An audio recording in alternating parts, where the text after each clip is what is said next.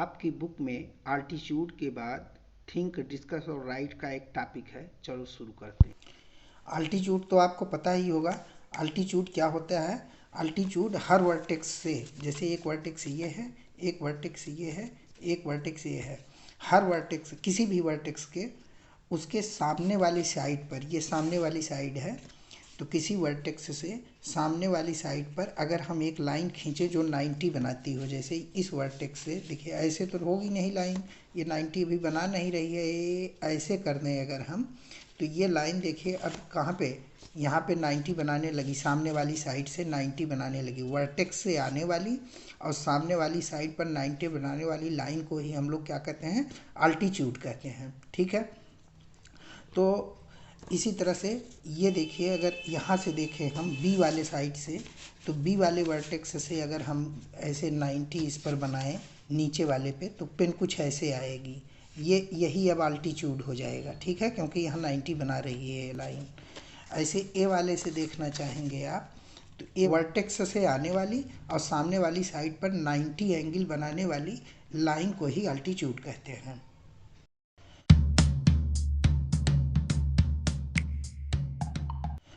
तो अल्टीट्यूड कितने होंगे? तो 3 वर्टेक्स हैं, तो 3 अल्टीट्यूड होते हैं। ये आपका पहला पॉइंट था। अब दूसरा पॉइंट ये है कि इसमें एक रफ स्केच खींचना है, इसका नाम है ABC। ठीक है, तो BC पर अगर A से हमको अल्टीट्यूड खींचना होगा, तो A वर्टेक्स है, BC उसके सामने की लाइन है, तो इस पर अगर एक लाइन कोई ऐसी लाए जो इससे लगभग 90 बनाए, देखिए यहाँ 90 बना रही है, तो यही क्या हो गया? इसका अल्टीट्यूड हो गया। यही क्या हो गया? अल्टीट्यूड। ठीक है, ऐसे इसमें आ जाइए, वर्टेक्स A है, ये दोनों साइड B और C हैं, तो A से अगर BC पर 90 की लाइन खींचे तो खुद यही AC है, AC खुद जो है BC पर 90 बना रही है, तो यानी खुद ही ये भले साइड भी है यही और यही अल्टीट्यूड भी हो गई। ठीक है, तो राइट एंगल ट्रायंगल में साइड ही अपने दूसरी साइड के लिए अल्टीट्यूड बना देती है। अब आइए इसमें, यहाँ A है, ये B है, ये C है, और हमको BC लाइन पर A से अल्टीट्यूड खींचना है। इसका मतलब A से एक ऐसी लाइन खींचें जो BC पर 90 बनाए। तो अगर A से हम इधर कोई भी लाइन खींचेंगे तो वो 90 नहीं बना पाएगी। अब हमको क्या करना होगा? अब हमको BC को थोड़ा सा आगे एक्सटेंड करना होगा। ये देखिए, इसको बढ़ा देंगे, ये बढ़ गई लाइन, तो वही बोली जाएगी इसको। इस लाइन का भी, यहाँ से यहाँ तक भी लाइन का नाम BC ही है, क्योंकि लाइन वही है। तब आप कहेंगे BC अलग से क्या बोला जाता है? इसको बोला जाता है लाइन सेगमेंट। लाइन सेगमेंट तो यहाँ से यहाँ तक ही है, लेकिन लाइन आगे तक भी होती है, लाइन तो इधर भी आगे तक होती है, इधर भी। तो इस लाइन का नाम भी अभी जो खींचा हूँ ये भी BC ही कही जाएगी, ये लाइन भी क्या कहलाएगी? BC ही कहलाएगी। तो BC लाइन पर अब हम A से 90 बनाना चाहेंगे तो कैसे आएगा? ऐसे कुछ आएगा, तो 90 बन जाएगा। देखिए खींच दे रहे हैं, तो ये लगभग ऐसे आएगा। ठीक है, ये तो ये हो गया इसका अल्टीट्यूड। ये क्या हो गया? इसका अल्टीट्यूड हो गया। ठीक, तो ये हो गया दूसरा पॉइंट। तीसरा पॉइंट ये तीसरा क्वेश्चन ये पूछा गया है थिंक डिस्कस में कि क्या अल्टीट्यूड हमेशा ट्रायंगल के भीतर पड़ते हैं या ट्रायंगल के बाहर भी पड़ते हैं? तो आप इसी से देख लीजिए कि अगर एक्यूट एंगल है तो अल्टीट्यूड कहाँ पड़ा था? ट्रायंगल के अंदर ही पड़ा था।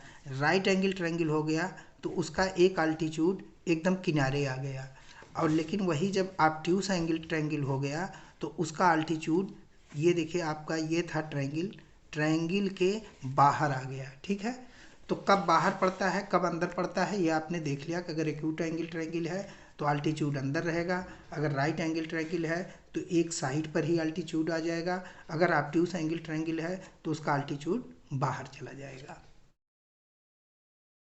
अब आते हैं चौथे पॉइंट पर। चौथा पॉइंट क्या है? चौथा पॉइंट ये है कि क्या कोई ऐसा भी ट्रायंगल है जिसमें उसकी साइड ही उसका अल्टीट्यूड बन जाती है?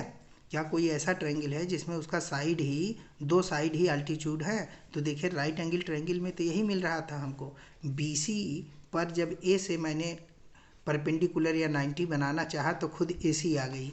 और अगर ऐसे ही बी वर्टेक्स से हम AC पर लाना चाहते हैं 90, तो ये भी इस पर 90 बना रही है, यानी ये AC के लिए ये अल्टीट्यूड का काम करती है। तो जो फोर्थ क्वेश्चन पूछा गया है उसका आंसर है राइट एंगल ट्रायंगल में ऐसा होता है कि साइड ही परपेंडिकुलर का काम कर जाती है।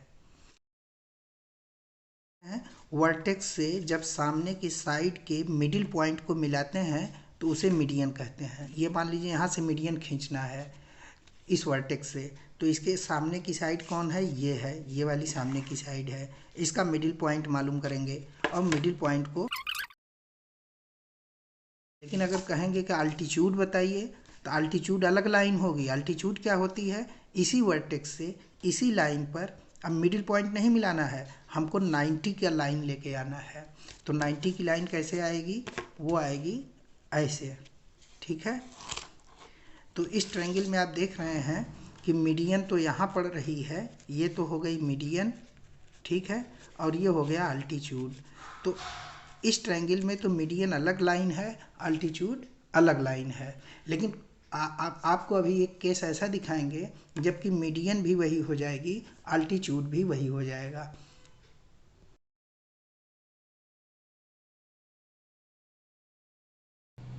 अब देखिए ये हमारा एक इक्विलेटरल ट्रायंगल है। इक्विलेटरल का मतलब इसकी तीनों साइड बराबर है। इसकी तीनों साइड बराबर है तो पहले चलिए इसका मीडियन खोजते हैं। इसका ये साइड जो है इसका मिडिल पॉइंट यहाँ है। अगर मिडिल पॉइंट को हम इससे मिलाएंगे तो ये जो लाइन आएगी इसको हम मीडियन बोलेंगे। लेकिन मीडियन को जब देखेंगे तो ये खुद इस पर 90 भी बनाने लगी है, मीडियन ने इस पर 90 भी बना दिया है। ये इक्विलेटरल ट्रायंगल में ऐसी घटना घटित होगी। तो वही लाइन मीडियन भी हो जाएगी और वही लाइन अल्टीट्यूड भी हो जाएगा। इसी तरह से इसके तीनों किसी भी वर्टेक्स से देखेंगे तो जो इसके मिडिल पॉइंट को जो ही मिलाएंगे वर्टेक्स से तो वो 90 बना देती है। तो इक्विलेटरल ट्रायंगल में जो मीडियन होती है वही अल्टीट्यूड भी, वही लाइन अल्टीट्यूड का भी काम करती है।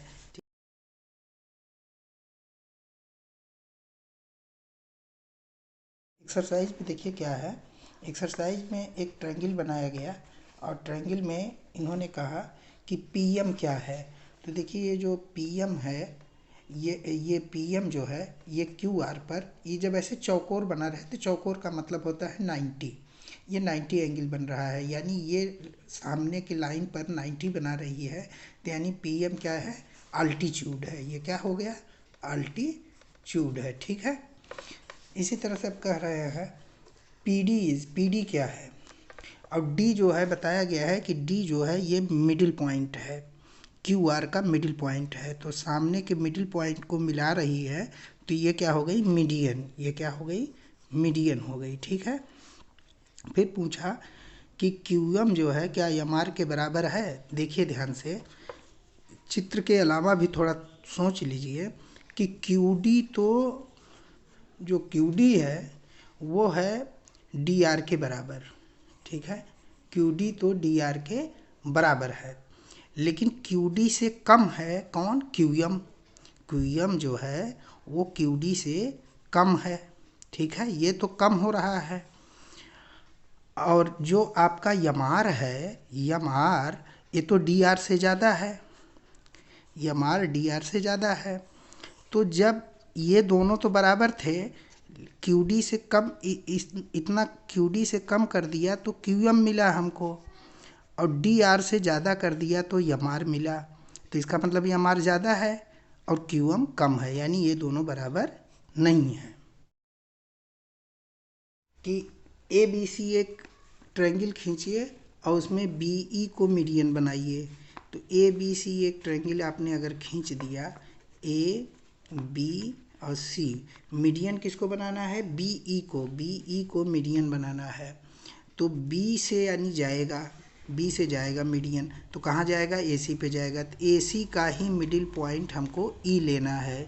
E क्या होगा, AC के मिडिल में कहीं ले लीजिए, E को मिडिल में ले लिए तो ये हो गया B, मीडियन ऐसे होगी। ऐसे ये तो आपका दूसरा का एक क्वेश्चन हो गया। और कौन सा है, दूसरा का बी है, दूसरा का बी क्या कह रहा है, दूसरा का बी कह रहा है कि पी क्यू आर में एक पी क्यू आर कोई खींच दीजिए। पी क्यू आर तो खींच दिया आपने, वो कह रहा है कि P Q and P R, P Q and P R, P Q और पी आर खुद अल्टीट्यूड हैं।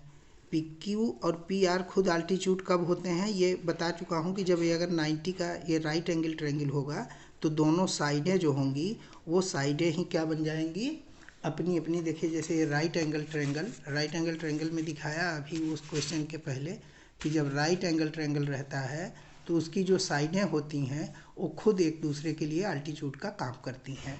तो यही आपका P है, यही क्या है, P है। इस एंगल देखिए पी क्यू आर, ठीक है। तो यानी ये राइट एंगल ट्रायंगल बनाएंगे तभी ऐसा हो पाएगा।